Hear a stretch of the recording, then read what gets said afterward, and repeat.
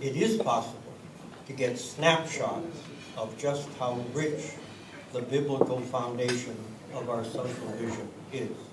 I'm going to give you 3 snapshots. The first is the book of Genesis, the creation account, the first 11 chapters of the book of Genesis. As you know, the first 11 chapters is probably the most misunderstood piece of religious literature in human history. If you take it literally, you end up in a cul-de-sac. If you take it literally, it'll end up in contradictions. The fact that we shouldn't take the creation account literally does not mean we should not take it seriously. To read the creation account is to read poetry. It is an author who has a profound sense of the wonder of human life and human creation.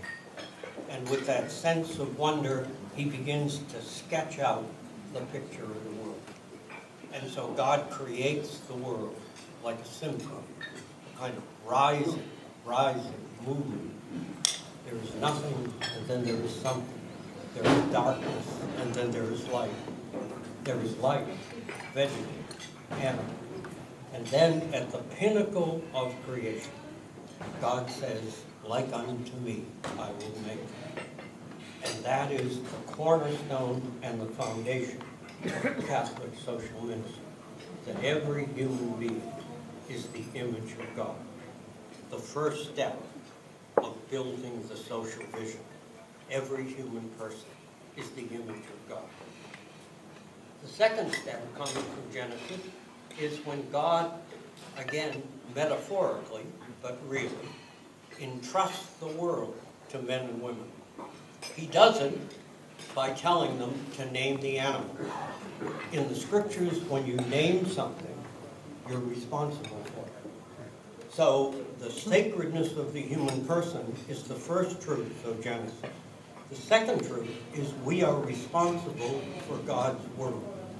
We're particularly struck by that now because of the environmental question and the teaching of Pope Francis. But it's much larger than that, if you can think larger. It is because we are committed to the arts, the sciences, the professions, education. We believe you cannot responsibly continue the work of God unless you understand the world. And the broader and deeper human knowledge grows, we are convinced the closer it will draw us to the reality of God. Genesis, the sacredness of the person, and stewardship, the first 2 truths of the social vision. The second is the teaching of the prophets. The prophets are about 8 centuries before the coming of Jesus, and there are several of them.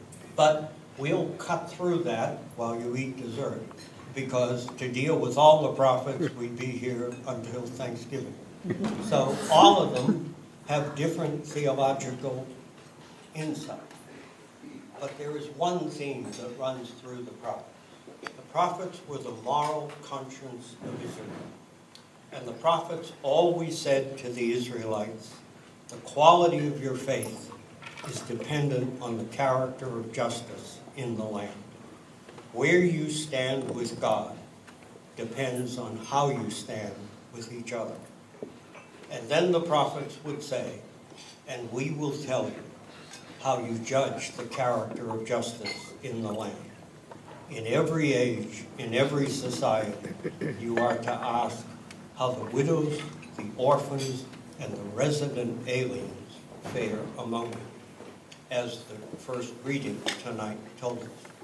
Now, if you ask the Congressional Budget Office in the United States, who are the 3 most vulnerable groups in American society, they are women, children, and immigrants. So the language of the prophets rings 2,500 years later down through history. Faith and justice, sacredness and stewardship. You begin to build the vision. And then one comes to the New Testament. And again in the New Testament, from the richness of it all, you draw out 2 basic ideas.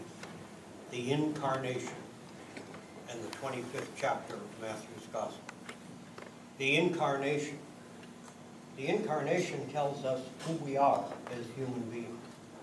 The book of Genesis said, we are the creation of God. The New Testament tells us we are created by God and recreated in the image of Jesus, as we read in the Easter liturgy. So every person is doubly consecrated, every person. And when you try to build a society, it is not easy to meet that mandate, but it is perilously dangerous to forget that mandate. Every person doubly consecrated by the work of God.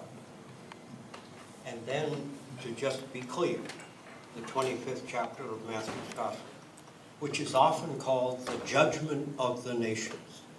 And Jesus is depicted in a scene with humanity in front of him. And he defines what entrance into the kingdom would be about in a major way. That we fed the hungry, clothed the naked, as the cardinal said. And as we hear that message, then the meaning of Genesis becomes clear. The image of God demands attention.